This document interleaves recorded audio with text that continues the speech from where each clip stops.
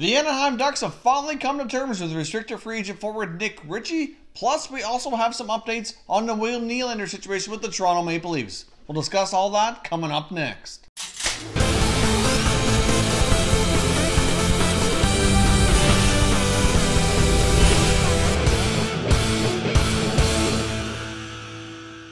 Hey everyone, and welcome back to another video here at Top Shelf Hockey. If you're new to the channel, thanks for stopping by.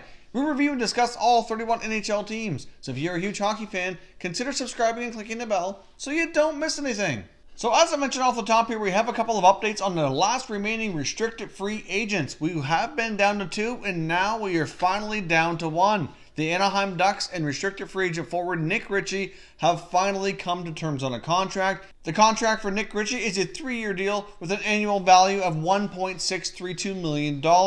A lot of questions around this contract mainly seem like, for a deal this small, why did it take so long? Well, from what we can gather here, it looks as though Nick Ritchie wanted a shorter term deal. Now, as we know, he's got a couple pretty decent seasons with the Ducks, but he hasn't really hit his full potential yet. And I guess he wanted to bank on himself really improving here over the next 1 to 2 seasons so he could get a better contract here sooner than later. But the Ducks wanted that cost certainty in the longer term on their side, so that's where the main difference was. It was more so on term, I think, more than anything else.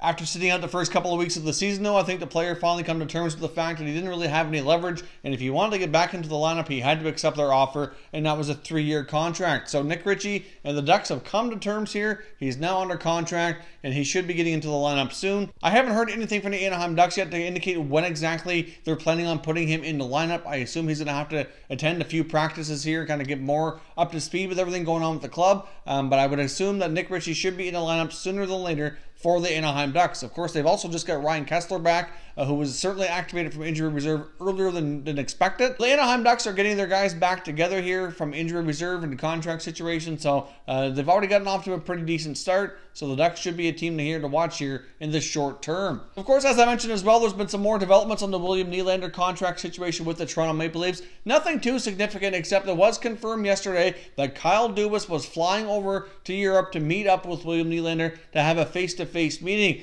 Now, during this contract stalemate, Nylander's been hanging out in Sweden back at home, and of course Dubas has been in Toronto running the Maple Leafs, and all the negotiations have been going through other forms of communication here. So Dubas and Nylander have decided to have a face-to-face meeting in a neutral location, and they've opted to go to Switzerland. Probably a great choice for a neutral meeting for sure.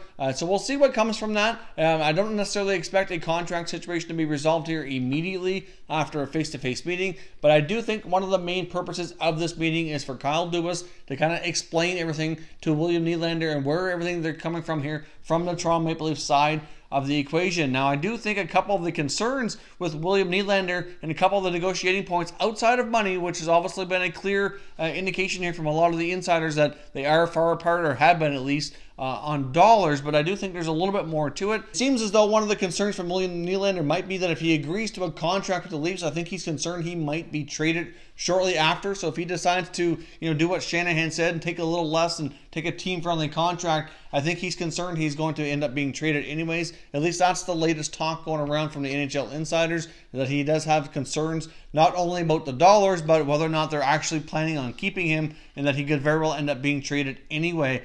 So I guess the kind of another part of this meeting is for Dubas to kind of tell William Nylander, face to face here, that they don't intend to do that. They don't really want to trade William Nylander. All indications are they do want to sign him, but if they can't come to an agreement on dollars and they're too far apart, that might force Dubas' hand here, and he might have to go in a different direction, even though that was never his intention. So I guess we'll see what happens here once we get some further updates on the progress of the meetings and if anything is able to be reached.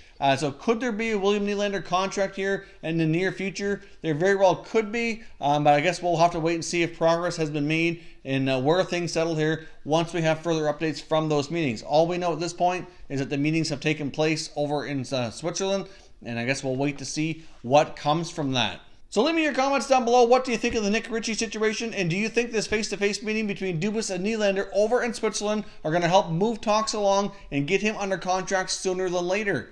If you're new to the channel here, I hope you consider subscribing. We cover all 31 NHL teams, and there's plenty of content here for all hockey fans to enjoy. So if you're new, hit that subscribe button. If you like this video, don't forget to hit the like button as well. I'd appreciate it if you did. As always, thank you very much for watching, everybody. We will catch you next time.